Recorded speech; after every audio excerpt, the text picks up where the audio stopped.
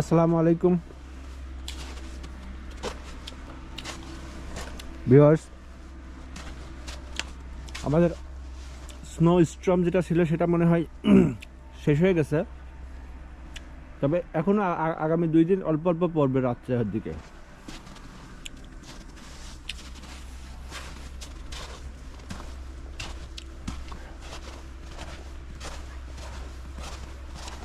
আমাদের আবহাওয়া অফিস থেকে বলেছিল 17 ইঞ্চি পড়তে পারে।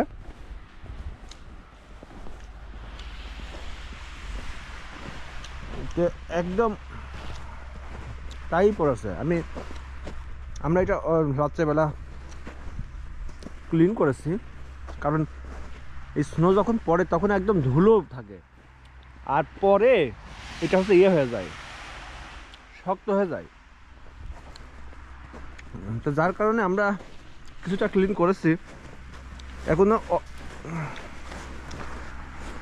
17 ইঞ্চি বেশি হবে, 20 ইঞ্চি হয়ে যাবে। এই দেখেন, এই যে মাটি আর এই যে লেয়ারটা 20 ইঞ্চি হবে।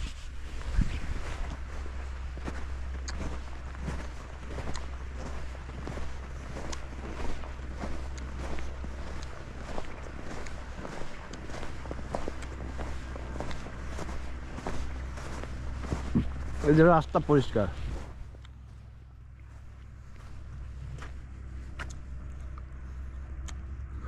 এই আমেরিকাতে এই যে রাস্তাঘাটে যেসব লোকজন না, এইগুলা এত দ্রুত কাজ করে এরা, আর প্রচুর মানুষ আছে, প্রচুর গাড়ি ঘোড়া আছে, মানে যা যন্ত্রপাতি লাগবে প্রচুর আছে এদের সরকারিভাবে, যার কারণে এইগুলাতে দেরি হয় না। কিন্তু এই যে মানুষের বাড়িগুলা এখন করছে, যারা যে ভাড়া করে করায়, ওরা ওদের যতগুলো বাড়ি ভাড়া নেওয়া আছে একটা কোম্পানি, ওরা আস্তে আস্তে একটা একটা একটা করে করবে। আর আমাদের তো অল্প একটু আমরা নিজেরাই করি, মেশিন আছে।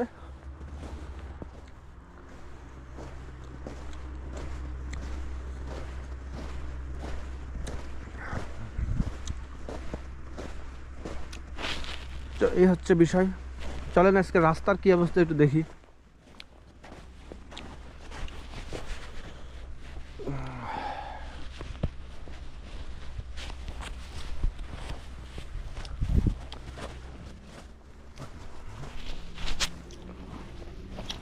আমি হাতে যে এইটুকু বের করে রাখছি, এইটুকু জমে যাচ্ছে, তো এটা যদি আমি ঢেকে দিই সেটাই বেটার। ঢেকে দিলে ক্যামেরাটা আবার ঠিক মতো ধরা যাবে না।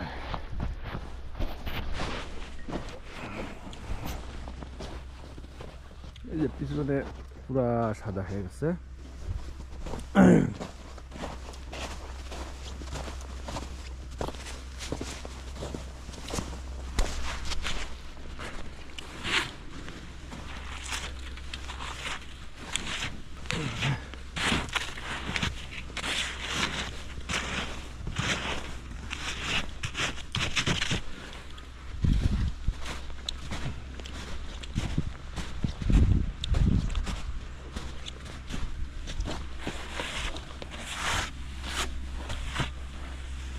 আমার গাড়িটা আমি রাত্রেবেলা ক্লিন করে রাখছিলাম।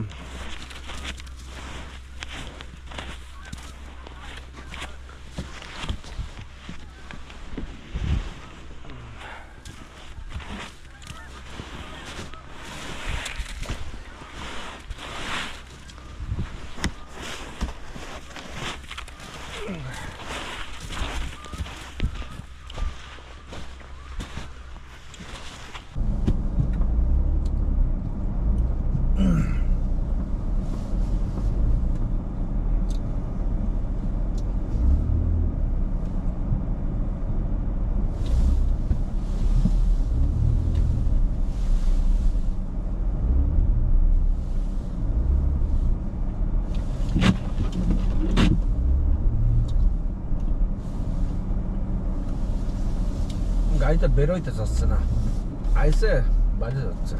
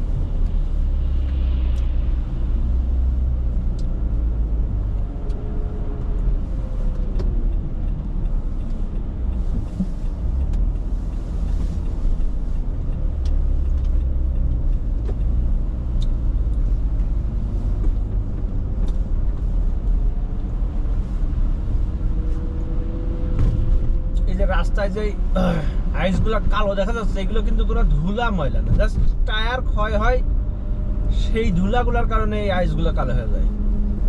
মানে এখানে কোথাও ধুলা নাই।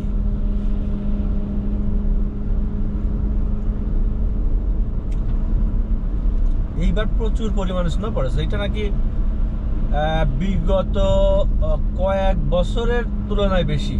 মানে লাস্ট নাকি কত সালে 2013-14-15 এরকম সময় পড়েছিল, তারপরে এত স্নো কখনো পড়েনি।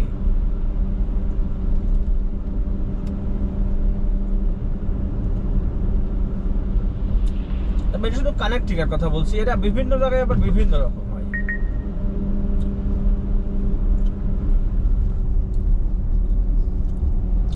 তবে আজকে রোডে গাড়ি চালানোটা কিন্তু টাফ, কারণ খুব স্লিপারি থাকবে, রাস্তাঘাট সব স্লিপারি হয়ে আছে।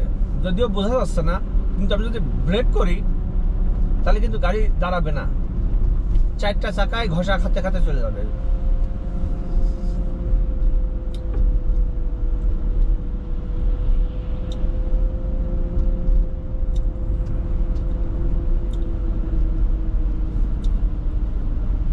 এই যে পরিষ্কার করা শুরু করে দিল, এভাবে পরিষ্কার করতে করতে করতে করতে চলে যাবে।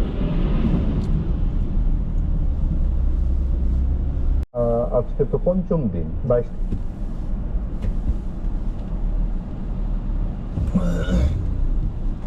ভিউয়ার্স দেখেন, যাদের হচ্ছে যে এই যে বাসার সামনে এই রাস্তাটা সামহাও এখনো ক্লিন করা হয় নাই, তো এই জন্য এখানকার বাসার মানুষজনকে তো বেরোতে হবে, তাই তারা নিজেরাই করা শুরু করে দিয়েছে। রাস্তাটা পরিষ্কার করে দিয়ে গেছে সরকারি গাড়িতে, কিন্তু এই যে যার যার বাড়ির সামনে আর কি, সেটা তো পরিষ্কার করতে পারেনি, তাই সেইটা হচ্ছে যার যার বাড়ির সামনে সে নিজেরাই করতেছে।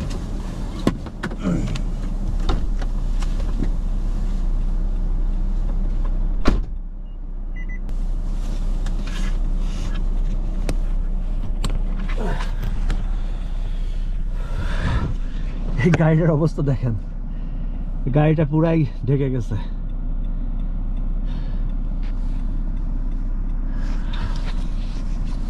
কি একটা অবস্থা। আর যদি আজকে রাত্রে হয়ে যেত গাড়িটা পুরো ঢেকে যেত।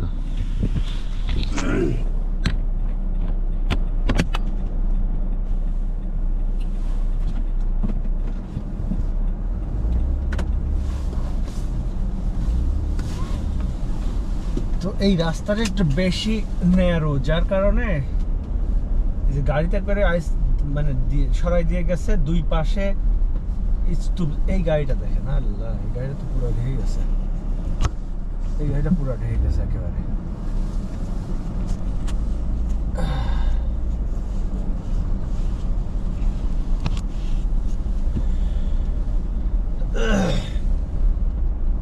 তো যেহেতু এই যে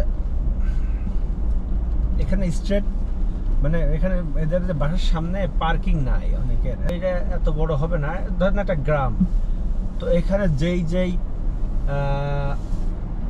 ইউনিয়নই বলি, গ্রাম বললে বেশি ইউনিয়নই বলি, যদি আমি এখানে একটা ওকে, তো এখানে প্রত্যেকটা ইউনিয়নে আলাদা আলাদা ট্যাক্স আছে। এই যে এই গাড়িগুলা দেখছেন, এই গাড়িগুলা এখন যে রোডটা ক্লিন করবে,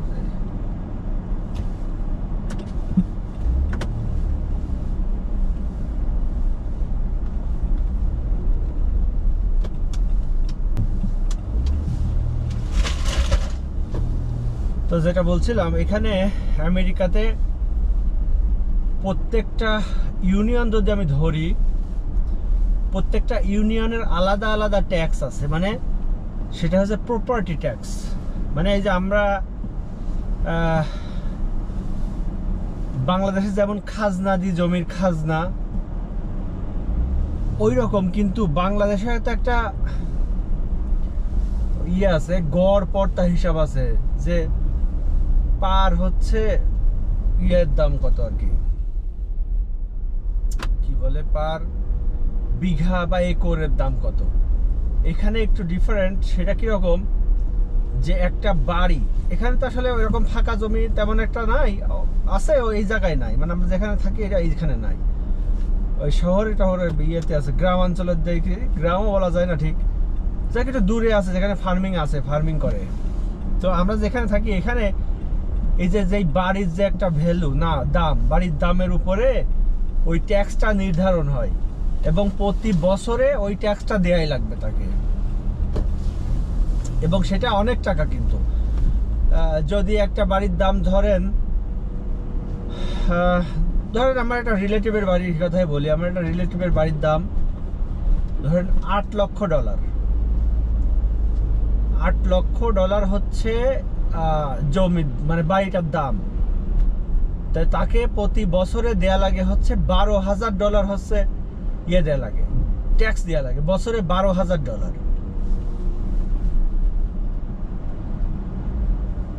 তো এবার ওই সেম বাড়িটাই যদি ধরেন আমি এখন আছি নিউ হেভেনে, এই জায়গাটা এরকম হওয়ার কারণটা আমি বলছি যে সেম বাড়ি, সেম জমি, সেম বাড়ির মডেল, সেম ডিজাইন, সেম জিনিসই যদি এই জায়গায় থাকে, তাহলে এই বাড়িটার দাম হচ্ছে ওই বাড়িটার দাম হয়তো $4 লক্ষ, ওইখানে $8 লক্ষ, এইখানে হয়তো $4 লক্ষ, মানে অর্ধেক হতো।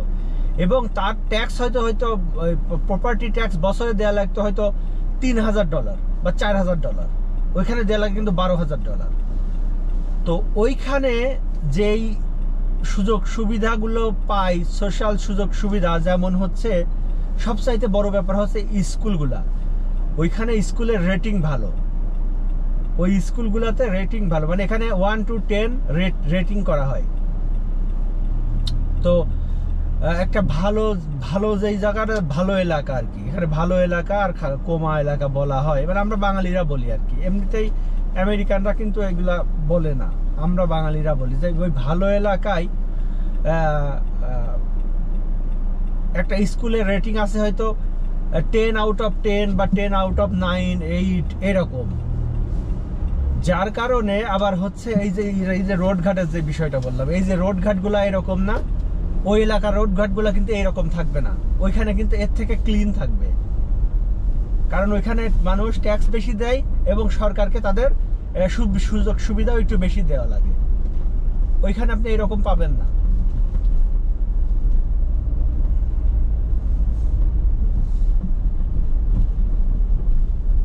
তো এইরকম আবার দেখা যাচ্ছে যে আরো অনেক কিছু আছে যেগুলো হয়তো আমি জানিও না, কারণ আমি এত আমার জানারও কথা না, কারণ হচ্ছে যে আমরা তো মাত্রই দেখছি, যা শুনছি এই সামান্য কিছুদিন আগে আসছি আমরা, তো এত বেশি আমি জানি না, যেটুকু দু একটা কথা জানি সেইগুলো বলতেছি। আমার ভুলও হতে পারে, আমার কথার ভিতরে অনেক কিছু ভুল হয়ে যেতে পারে। তো এই হচ্ছে বিষয়, জানতে জানতেই তো মানুষ শেখে, দেখতে দেখতেই মানুষ শেখে। তো এই রাস্তাগুলা, এই যে মানে আমার ধারণা যে এই রাস্তাগুলো এখন এই যে স্নো পড়ে আছে, আমি আমাদের যে এক্সপেন্সিভ এলাকাগুলোতে আমি যাই, আমি কখনো কিন্তু এরকম থাকতে দেখি না, কিন্তু এই এলাকাগুলোতে আমি যখনই আসি দেখি যে এইরকম। তো এর একটা কারণ হতে পারে যে এদের এই যে যেহেতু এরা ট্যাক্স কম দেয়, তার মানে এদের যেই ফ্যাসিলিটিগুলো আছে, যেমন এই যে রোড ডিপার্টমেন্ট, তাহলে ওইখানকার রোড ডিপার্টমেন্টে যতগুলো লোক আছে, যতগুলা গাড়ি আছে, এইখানে কিন্তু ততগুলা লোক বা ততগুলা গাড়ি নাই। কারণ এটা কিন্তু সরকার ইচ্ছা করলে দিতে পারে, কিন্তু সরকার এগুলা দেবে না। কারণ সরকার এগুলো দেবে না কেন? কারণ ওইখানে যে বেশি ট্যাক্স পাচ্ছে, আবার এইখানে যে কম ট্যাক্স পাচ্ছে, তো যদি সমান হয়ে যায় তাহলে তো মানুষ আর ওই বেশি ট্যাক্স দিয়ে ওইখানে থাকবে না, তখন তো মানুষ এই জায়গায় থাকবে। কারণ বছরে $12,000 কাছে যদি বছরে $3,000 বা $4,000 দেয়, তাহলে বছরে $5,000-6,000 কিন্তু বেঁচে যাচ্ছে। একটা মানুষের $5,000-6,000 হলে পারে হয়তো অনেক কিছু হয়ে যায়, 10 বছর গুছালে পারে $1 লক্ষ হয়ে যায়। তো বিষয়টা এরকম, হয়তো এই জন্যই সরকারিভাবে এগুলো সিস্টেম করা। এবং এখানে বাড়ি ভাড়াও কম। আমরা যেখানে থাকি ওখানে বাড়ি ভাড়া দিতাম 2,000 2500, 2,000 হবে না, ধরেন 2,500 টাকা। সেম বাড়ি এখানে পাওয়া যাবে 1000 টাকা বা 1200 টাকায়, বা সর্বোচ্চ 1500 টাকায় ধরলাম। 1500 টাকা আর ওখানে 2500 টাকা, মানে প্রতি মাসে 1000 টাকা করে বেশি দেওয়া লাগে ওইখানে থাকার জন্য। তো এর নিশ্চয়ই তো কোনো বেনিফিট তো দেবে সরকার, কেন না হলে মানুষ থাকবে? তো এটাই হচ্ছে বিষয়।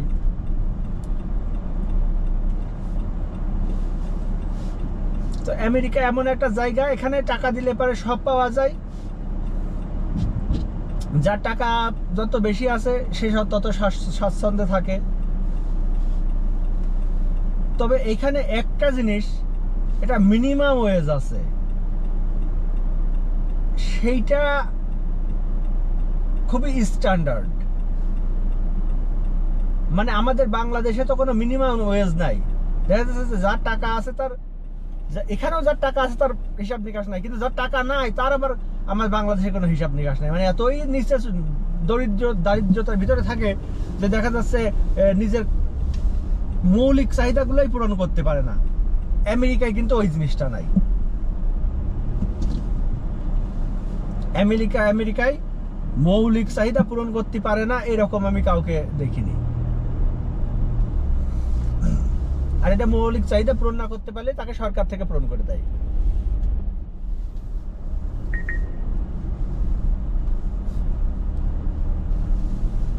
আর টাকা যার আছে সে তো সারা পৃথিবীতেই সে রাজ করবে। সে বাংলাদেশে থাক, ইন্ডিয়ায় থাক, পাকিস্তানে থাক, আর হচ্ছে যে আমেরিকায় থাক, ইউরোপে থাক, টাকা যার আছে তার কোনো জায়গায় আসলে সমস্যা নেই। কিন্তু সমস্যা তো যার টাকা নাই তাদের প্রবলেম। তো আমাদের বাংলাদেশের আসলে যে এত যে নির্বাচনে আসতেছে, সরকারের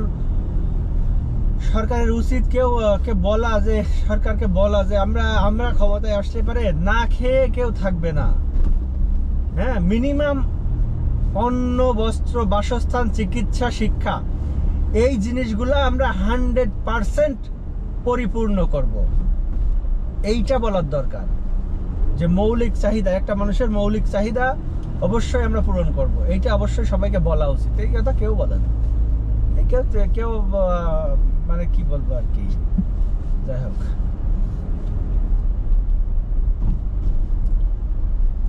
আবার আরেকটা জিনিসও করার দরকার। আমি আজকেই একটা নিউজে দেখলাম যে বাংলাদেশ চীন মৈত্রী যেই হসপিটালটা হবে, সেই হসপিটালের হচ্ছে আজকে একনেকে উত্থাপন হবে বা হয়েছে। তো এই হসপিটালটা হলে পারে কিন্তু ভালো, যাদের টাকা পয়সা আছে, এই যে ইন্ডিয়ায় যায়, টাকাগুলো ইন্ডিয়াকে দিয়ে আসে। তো সেইটা যদি আমাদের বাংলাদেশে এরকম একটা হসপিটাল হয়, মানুষজন তো টাকা খরচ করেই করবে, তাই না?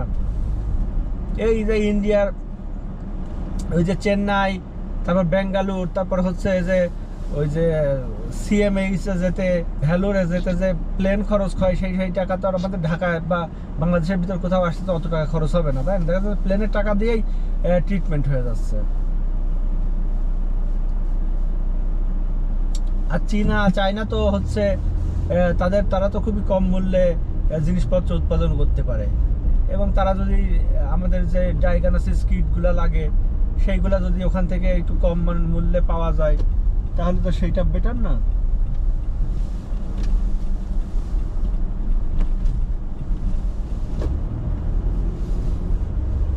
আমি শিওর যে চাইনিজ একটা হসপিটাল যদি বাংলাদেশে হতো তাহলে আমরা মনে হয় ভারতে যেই টাকাটা আমরা খরচ করি তার চেয়ে কম খরচে আমরা হচ্ছে পেতাম, ট্রিটমেন্ট পেতাম, এবং ওর থেকে ভালো ট্রিটমেন্টটাই পেতাম। চলেন স্নোর ভিতরে মানুষ কি মজা করছে একটু দেখে আসি। ওরে আল্লাহ, স্নো পড়ছে কথাটা। সব মানুষ ট্রেন বানায় রেখে দিচ্ছে, এখান থেকে স্লিপ করবে।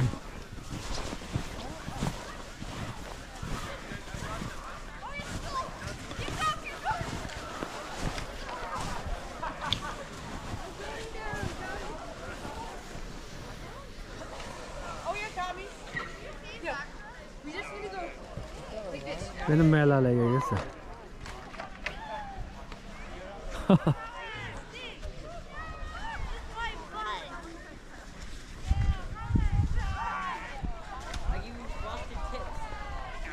to go? Oh.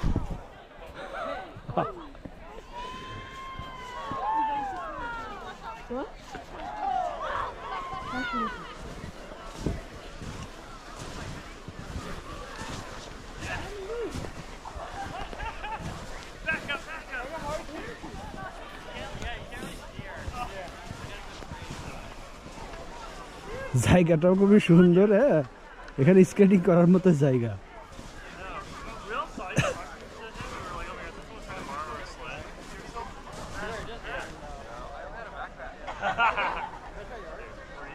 সাদা সাদা স্নো পাহাড়। এটা হচ্ছে ইয়েল হসপিটাল, ইয়েল হসপিটালের যে একটা অংশ।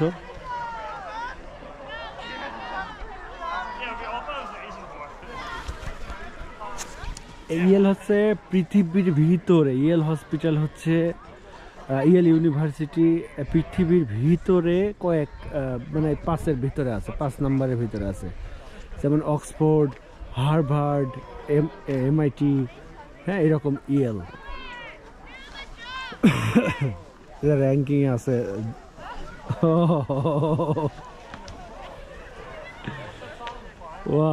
ওই মেয়েটা খুব ভালো পারছে তো জিনিসটা করতে।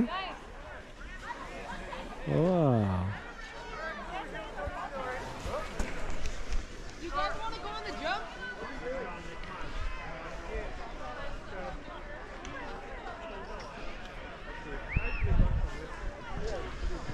জায়গাটা খুবই সুন্দর।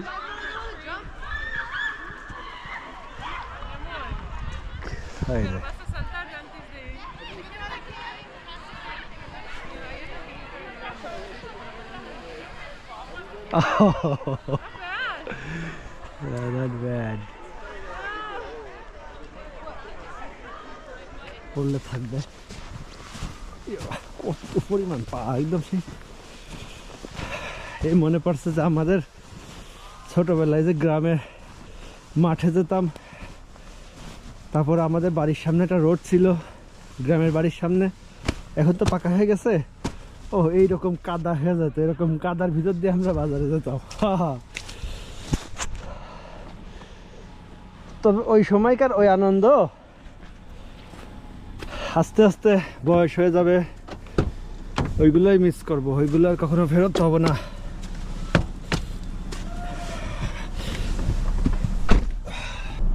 জুতা হাতে নিয়ে ওই যে ব্রিজ পর্যন্ত হাঁটতে হাঁটতে যাওয়ার পরে, তারপরে ওইখানে কারোর কলের উপরে পা ধুয়ে তারপরে আবার জুতা পরতাম। হ্যাঁ, এরকম করেই আমরা মানুষ হয়েছিলাম। তো এখন আবার সেই আমেরিকায় এসে সেই বরফের কাদার ভিতরে, মানে বরফের ভিতরে পা ঢুকে যাচ্ছে, এখন ওই কথাটাই মনে পড়ছে। যদিও এই জায়গায় পা ধোয়া লাগছে না, জুতা খোলা লাগছে না, বরং আরো ভালো জুতা পরা লাগছে, স্নো বুট পরা লাগছে। হ্যাঁ, কিন্তু বিষয়টা একই রকম। যেটা আজকে থেকে 20 বছর আগে করেছিলাম, সেটা আবার এখন করছি একটু ডিফারেন্ট ওয়েতে। পা ধোয়া লাগছে না, এই জন্যে আবার তো খুশি থাকি। ধন্যবাদ।